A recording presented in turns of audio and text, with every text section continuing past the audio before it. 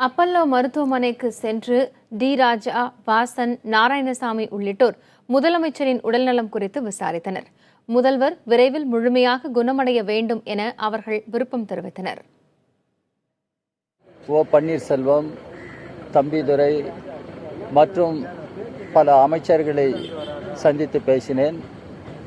மருத்துவமனையின் முதலமைச்சரை கவனித்து வருகிற ஒரு மருத்துவரையும் சந்தித்து பேசினேன்.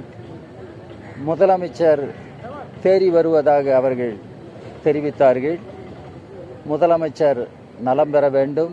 புதுச்சேரி மாநில மக்களின் சார்பிலும் என்னுடைய சார்பிலும் மாண்புமிகு தமிழக முதலமைச்சர்கள் அவர்கள் பூரண குணமடைந்து வர வேண்டும் என்று நான் இறைவனை வேண்டுகிறேன். குறிப்பாக அவருடைய இயல்பு வாழ்க்கை அவர் வருவதற்கு இறைவன் அவர்களுக்கு கண்டிப்பாக அருள் புரிவார் என்ற நம்பிக்கை எனக்கு இருக்கிறது. மாண்புமிகு முதல்வர் அவர்களுக்கு சிறப்பு சிகிச்சை அளிக்கப்படுகிறது. நல்ல முறையிலே குணமடைந்து கொண்டிருக்கிறார்கள் என்ற செய்தியை எங்களிடம் தெரிவித்தார்கள். முதல்வர் அவர்கள் பூரண குணமடைந்து வீடு திரும்ப வேண்டும், மீண்டும் மக்கள் பணி ஆற்ற வேண்டும் என்று தமிழ் மாநில காங்கிரஸ் கட்சியின் சார்பிலே நாங்கள் வாழ்த்துகிறோம். குறிப்பாக பாரதிய ஜனதாவுடைய தலைவர் சுப்பிரமணியம் சாமி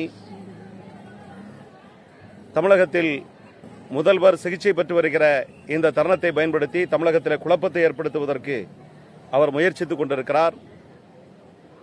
தமிழகத்தில் குடியரசுத் தலைவர் ஆட்சியை அமுல்படுத்த வேண்டும். 6 மாத காலத்திற்கு ஆயுதப்படை சட்டத்தை தமிழகத்தில் அமுல்படுத்த வேண்டும் என்றெல்லாம் ஒரு புத்தி பேதலித்தவரை போல அவர் பேசி வருகிறார் என்றுதான் சொல்ல வேண்டும். எனவே இதுபோன்று தேவையில்லாத விஷயத்தை உளறி வருகிற சுப்பிரமணிய சாமியை அடக்கி வைக்க வேண்டும் என்று